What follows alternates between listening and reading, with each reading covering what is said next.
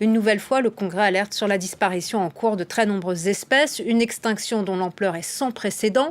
Faire prendre conscience de l'enjeu de la biodiversité, à Marseille, les experts ont 10 jours pour essayer de trouver des mesures concrètes et efficaces à court terme. De part et d'autre, nous sommes tous alertés par le changement climatique et le déclin de la biodiversité.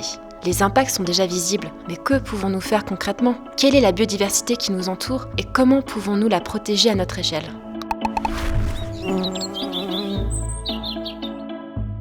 En 2021, le Parc naturel régional des Ballons des Vosges a lancé son défi famille à biodiversité positive, permettant à 12 familles issues de 4 communes différentes de se prêter à l'initiative. À Bertry-Moutier dans les Vosges, à Fraisse en Haute-Saône, à Lièvre dans le Haut-Rhin et à Rouge-Goutte sur le territoire de Belfort.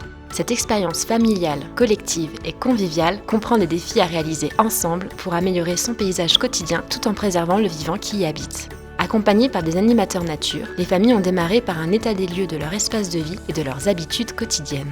Ce qu'on aimerait faire, c'est un peu arborer encore de nouveau avec des arbres. Voilà. On attend un peu des conseils là-dessus aussi sur la façon de faire. Une haie aussi pour délimiter les deux côtés.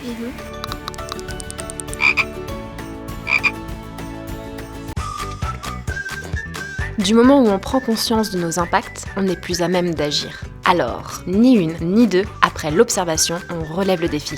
Installons des nichoirs et des hôtels à insectes. Participons au recensement des papillons. Apprenons à reconnaître le chant des oiseaux. Creusons une mare dans notre jardin. Laissons les arbres morts tranquilles. Gagnons du temps à ne pas tondre notre pelouse. Et trouvons des refuges pour la petite faune sauvage qui vit autour de nous. Même un slip enterré à 30 cm de profondeur peut nous aider à comprendre qu'un sol est vivant et quelle est sa richesse. Moi j'ai bien aimé, parce que du coup toute la famille a participé. Ils sont très intéressés. Et maintenant, chaque fois qu'on voit un insecte, on fait des recherches et puis ça a été franchement très intéressant, toute la famille. On a découvert beaucoup de choses. Ça motive, ça remet un petit peu d'entrain, parce que voilà, on était un peu parti dans notre routine, donc c'est chouette. Mais on peut avoir les meilleures pratiques du monde chez soi. Si son voisin continue d'utiliser des engrais chimiques, nous ne pourrons rien sauver. C'est pourquoi une visite dans le village a suivi les défis, invitant voisins, amis, agents municipaux et toute personne intéressée à découvrir la biodiversité présente chez nous et aux environs. De cette visite débuta différentes réunions entre les habitants, la mairie et ses techniciens pour définir les aménagements et les plantations à réaliser ensemble. La coopération locale est l'essence même de cette aventure. On a l'impression de mettre notre petite pierre à l'édifice et de pouvoir participer à quelque chose d'un peu plus grand.